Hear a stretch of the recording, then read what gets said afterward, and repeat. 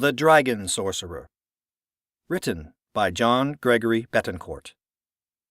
Narrated by Al Dano. Chapter 1. "Master?" Ool asked softly from behind my right shoulder. "We're close," I said without turning. "An hour, maybe less. Keep alert." "Aye, sir." My first mate bellowed a quick warning to the crew. "Eyes open there! Geoffrey, squint! Get aloft! Watch for Greyhaven!"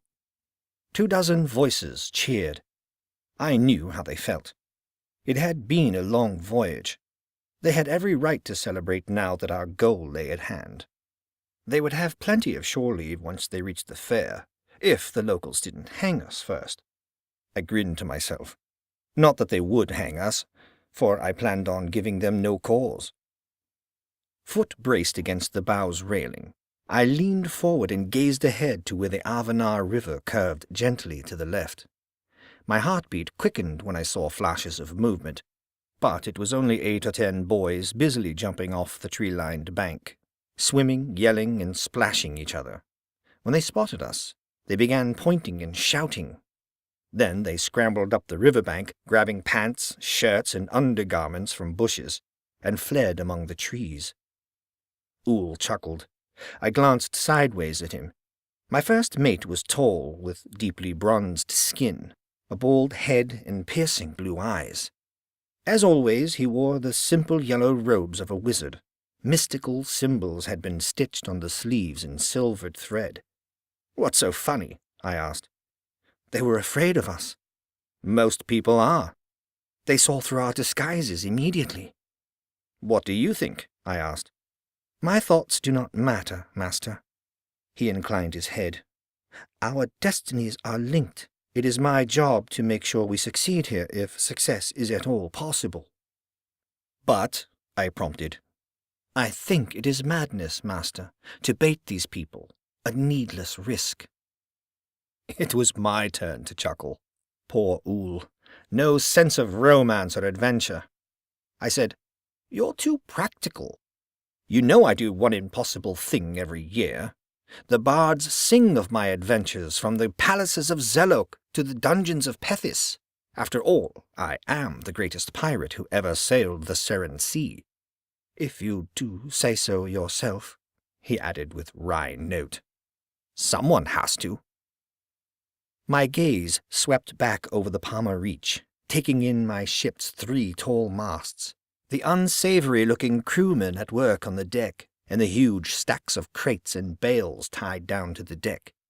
With her wide, deep keel, the Palmer Reach had been built for the sea, not rivers. But I had vowed to attend this year's fair at Greyhaven, and I would keep my word. As always. Greyhaven's lake ran deep enough, and how I got my ship past the shallows and rapids was my own business.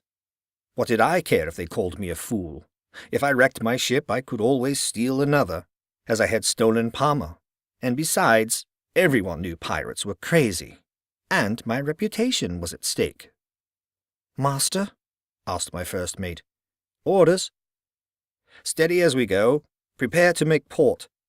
"Aye, sir." He moved off, setting the men to scrubbing down the decks, trimming the sails, and generally getting things ready for docking. He was a good mate, Ool, the best I ever had. The fact that he was a wizard helped. I knew I would need his special talents before the fair ended. The time passed slowly.